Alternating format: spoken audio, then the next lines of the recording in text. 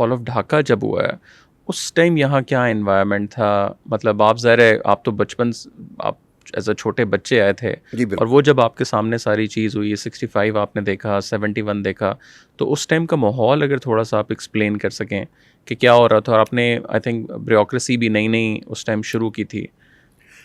देखिए 1971 का एक सानहा ऐसा था जो होना ज़रूरी नहीं था। बेसिकली वो हमने खुद पैदा किया। उसमें बुनियादी तौर पर सियासत और आमरीत, ये 2 चीज़ों का इम्तज़ाज था। आमरीत, याह्या ख़ान उस वक़्त डिक्टेटर था और एक ऐसी शख्सियत जो जिसके बारे में सबको पता है कि कैरेक्टर क्या था उसका। तो बदकिस्मती हमारी ये है कि सियासत में हो या फिर हमारी, देखा जाए फ़ौज में भी इसी किस्म के जितने भी आए हैं, उनकी रेपुटेशन आप देख लीजिए। तो सिविल सर्विस में भी ऐसे लोग होते हैं। बदकिस्मती हुई है कि लीडरशिप वाली पोजीशंस पर हमारे ऐसे लोग आते रहे, फ़ैसले करने वाली पोजीशन में, जो वहाँ नहीं होना चाहिए थे। और याह्या ख़ान ने इलेक्शन करवाए। याह्या ख़ान ने, अब पहली बात तो ये है कि जब भुट्टो ने अयूब ख़ान की ज़िंदगी अजीरन कर दी थी, भुट्टो ने सबसे पहले तो अयूब को कमज़ोर करने के लिए उससे 65 की जंग लड़वाई।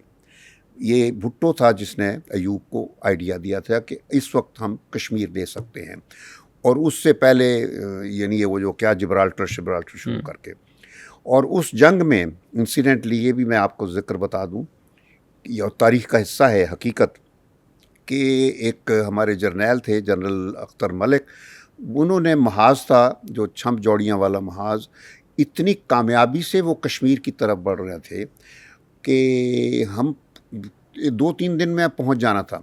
तो अमेरिका उस वक्त जो उनका जो पॉलिटिकल काउंसलर था, फॉरेन ऑफिस आया और उसने कहा कि जिस रफ्तार से तुम लोग कश्मीर की तरफ बढ़ रहे हैं तो तुम लोग तो 1 हफ्ते के बाद दिल्ली काबू कर लोगे। और साथ ही उसने कहा ये स्टॉप इट। अमेरिकन काउंसलर ने कहा है। मतलब काउंसलर क्या, एम्बेसडर की नुमाइंदगी कर रहा था, डेप्टी था। तो कहता है कि स्टॉप इट, ये थे उसका अल्फाज, stop it, we won't let this happen. जो फॉल ऑफ ढाका पे आप थे फॉलो, किधर उस मैं टाइम? बता रहा हूँ कि 65 का जो वाक़या है ना, वो असल एक फॉल ऑफ ढाका का ज़रिया बनता है, क्योंकि उससे मुल्क में बददिली इतनी पैदा हो गई थी, बिलखसूस मशरक़ी पाकिस्तान में।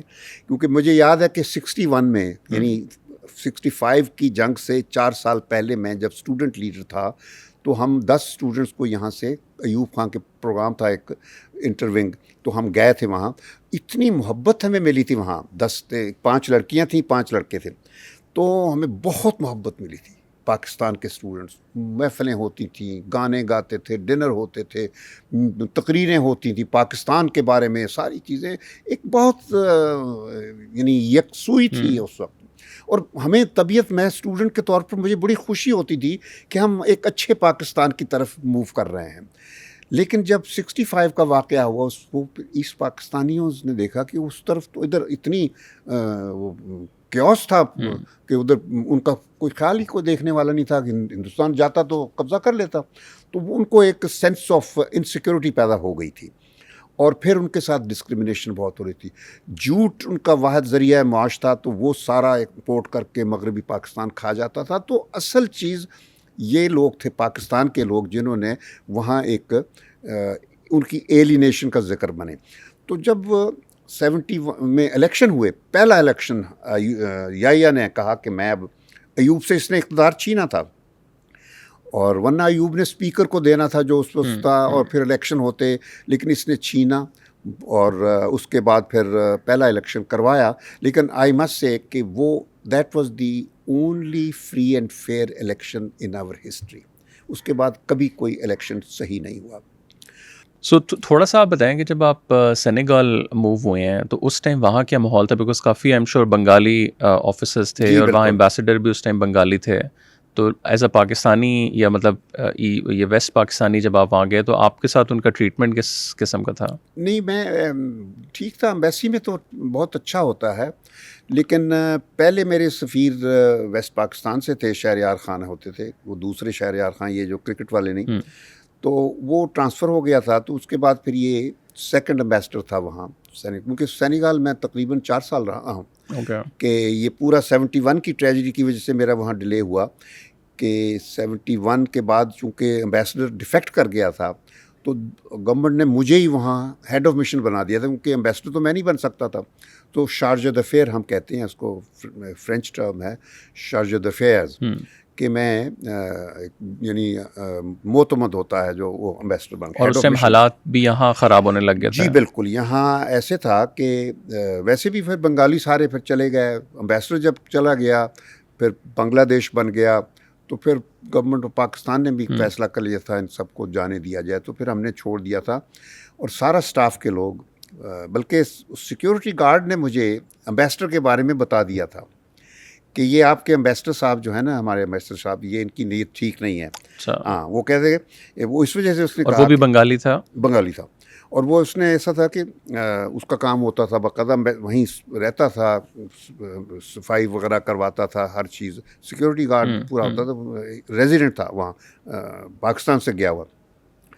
तो उसने मुझे कहा कि आप मेरे कमरे की जो चाबी बाहर लगी हुई थी ना एक दिन, तो उसने कहता है कि सर ये मैं आपको कहता हूँ कि एक चाबी आप इसको अंदर लगा लिया करें, बाहर ना रखें। मैंने कहा क्यों?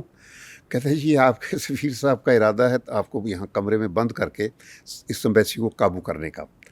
अच्छा, तो मतलब वो कू के चक्कर में हाँ, थे? हाँ, मतलब वो था कि डिफेक्ट करेंगे तो सारा अकाउंट एम्बेसी अपने कब्जे में लेके बांग्लादेश की एम्बेसी बना देंगे। उस वक्त ऐसे वाक़यात हो रहे थे ना कुछ जगहों पे। और ये 60 नहीं, ये 71 के बाद की बात है। ठीक है। 71 के बाद की बात है। मैं तो वहाँ 69 में चला गया था ना, तो 69 से 70 तक तो वो चीज़ें शुरू हो गई थी हाँ, सारी। उस वक्त तक तो हालात ठीक थे। फिर 70 के इलेक्शन के बाद फिर मैं वापस गया जल्दी से, तो फिर ज़रा ये स्ट्रगल शुरू हो गई थी। और उनकी फिर बेगम भी आपको आई थिंक एक दिन मिलने आई? हाँ, वो मैंने बताया ना कि वो तो आई और उन्होंने मुझे अपने मियाँ के बारे में बता दिया कि ये पाकिस्तान के ख़िलाफ़ इंडिया के साथ मिल गया है, जो कि हमारे लिए बड़ा शॉकिंग था। But then I told the ambassador, एक दिन मैंने बड़े अदब से कहा था कि सर जब भी आपने जाना हो तो मुझे बता दीजिए, मैं आपको बाकायदा फेयरवेल डिनर दूंगा, कोई ऐसी बात नहीं है। मैंने ये कहा था क्योंकि फ़ैसला आपने करना है, क्योंकि और मिशंस में हमारे थे, लोग जा रहे थे, तो मैंने ये उसको बता दिया था।